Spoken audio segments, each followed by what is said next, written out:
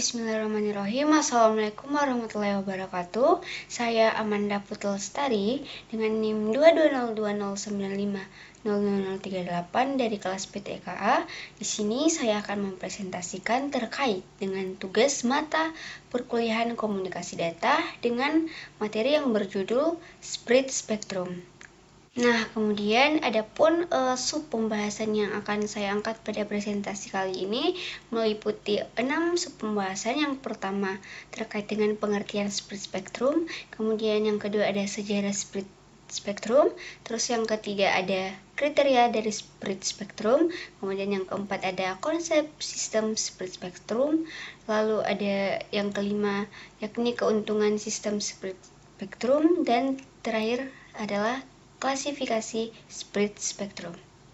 Namun sebelum saya memasuki pemaparan materi secara inti, tentunya pada dasarnya kita terlebih dahulu perlu mengetahui apa sih itu spread spectrum. Nah, jadi spread spectrum ini merupakan sebuah metode komunikasi di mana semua sinyal komunikasi disebar ke seluruh spektrum frekuensi yang tersedia. Nah, kemudian sub pembahasan selanjutnya yakni terkait dengan sejarah dari spread spectrum. Nah, jadi spread spectrum ini awalnya dikembangkan untuk kepentingan militer dan intelijen. Nah, dalam penyebaran sinyal informasinya itu melalui bandwidth yang lebih luas untuk mencegah dilakukannya pencegatan informasi dan gangguan-gangguan lainnya. Kemudian proses penebaran bandwidth tadi ini sinyal informasinya disebut dengan spreading. Nah, adapun jenis pertama yang dikembangkan dari spread spectrum itu disebut dengan frekuensi hopping atau lompatan frekuensi. Dan untuk versi terbarunya disebut dengan direct sequence spread spectrum.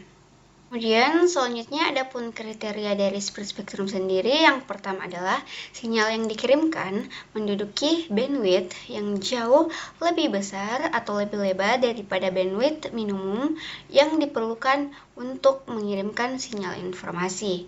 Kemudian yang kedua, pada pengirim terjadi proses spreading yang menebarkan sinyal informasi dengan bantuan sinyal kode yang bersifat independen terhadap informasi. Kemudian yang terakhir, pada penerima sendiri terjadi proses spreading yang melibatkan korelasi antara sinyal yang diterima dan replika sinyal kode yang dibangkitkan sendiri oleh suatu generator lokal.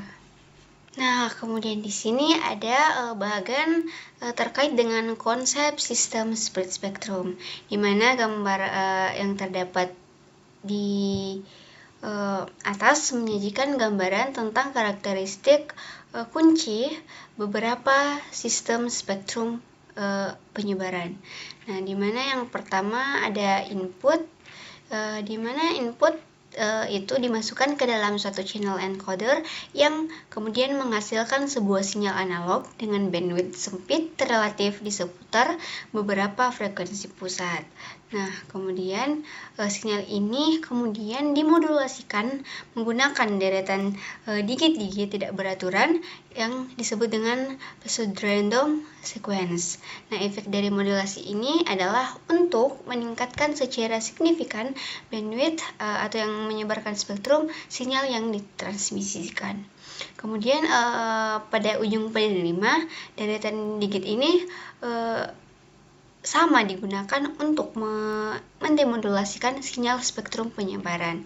Nah, kemudian terakhir sinyal tersebut dimasukkan ke dalam sebuah channel decoder untuk melindungi data.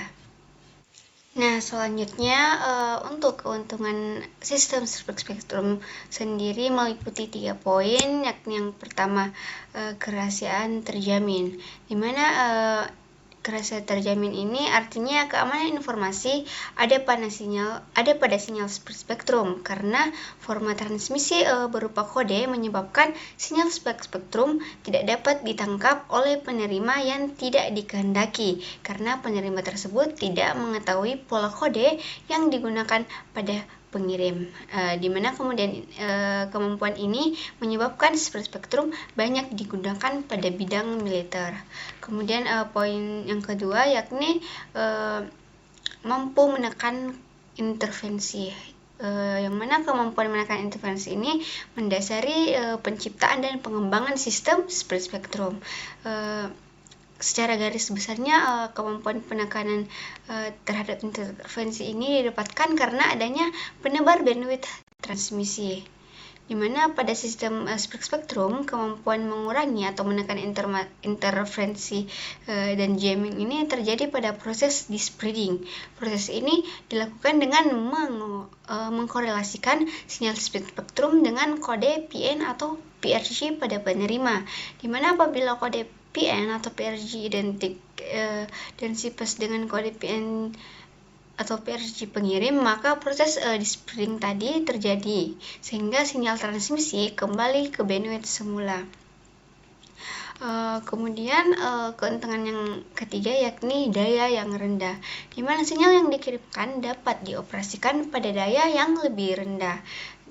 Dan sinyal yang dipancarkan dengan daya yang rendah menguntungkan dalam hal mengurangi intervensi pada sistem-sistem lain. Nah, kemudian untuk pembahasan terakhir terkait dengan klasifikasi split spektrum, di mana klasifikasinya ini terbagi menjadi 4. Yang pertama ada DSSS atau disebut dengan direct sequence split spectrum, di mana prinsip dari metode ini yakni memancarkan sinyal dalam pita yang lebar dengan pemakaian pelapisan atau multiplex kode signature untuk mengurangi intervensi dan noise. Adapun kelebihan dan kekurangan dari DSSS, yakni yang pertama untuk kelebihan yakni kinerja anti jam dan noise sangat baik dan lebih sukar dideteksi.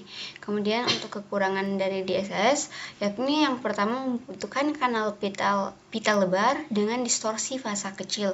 Kemudian yang kedua waktu akuisisi lama, dan ketiga membutuhkan generator kode dengan range yang tinggi, lalu ada masalah nearfire. Kemudian yang kedua ada FHSS, yang mana merupakan frekuensi hopping split spectrum, yang mana dalam teknik ini perubahan frekuensi carrier-nya pada interval waktu yang teratur. Kemudian frekuensinya dipilih dari kelompok yang telah ditentukan dalam spektrum yang tersedia, dan kemudian mereka mengubah dalam urutan ditentukan oleh pseudo-random sequence dengan karakteristik yang mirip dengan thermal noise. Dengan demikian, nama tersebut adalah PN atau pseudo noise sequence. Kemudian untuk kelebihan dan kekurangan dari FHSS, yang pertama untuk kelebihan jumlah tebaran sangat besar. Kemudian penempatan pada spektrum frekuensi dapat diprogram, kemudian waktu akuisisi cepat, dan pengaruh masalah nearfire sedikit sekali. Kemudian adapun kekurangan dari FHSS ini yakni yang pertama frekuensi synthesizer lebih kompleks dan sukar dalam perancangannya. Kemudian klasifikasi yang ketiga adalah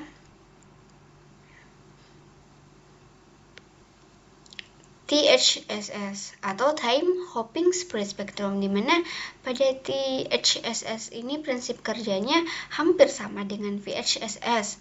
Namun pada THSS ini proses pengacakan atau perubahan yang terjadi bukan pada frekuensinya, tapi pada pengacakannya yang terjadi perubahan waktu pengiriman tiap bit datanya. Adapun kelebihan dan kekurangan dari THSS yakni untuk kelebihan pertama efisiensi dalam penggunaan lebar bidang, kemudian implementasi lebih sederhana daripada FHSS. Kemudian untuk kekurangan itu yang pertama waktu akuisisi yang dibutuhkan lebih lama. Kemudian yang terakhir ada hybrid split spectrum, di mana sistem ini menggabungkan keuntungan tertentu dari setiap teknik modulasi. Sebagai contohnya, dikombinasikan sistem DS atau IF-H, maka akan didapatkan keuntungan anti-multipath dari sistem DSSS dan keuntungan nearfire dari sistem FHSS. Nah, itulah tadi sedikit proses pemaparan materi atau presentasi dari saya. Kurang lebihnya mohon dimaafkan. Wassalamualaikum warahmatullahi wabarakatuh.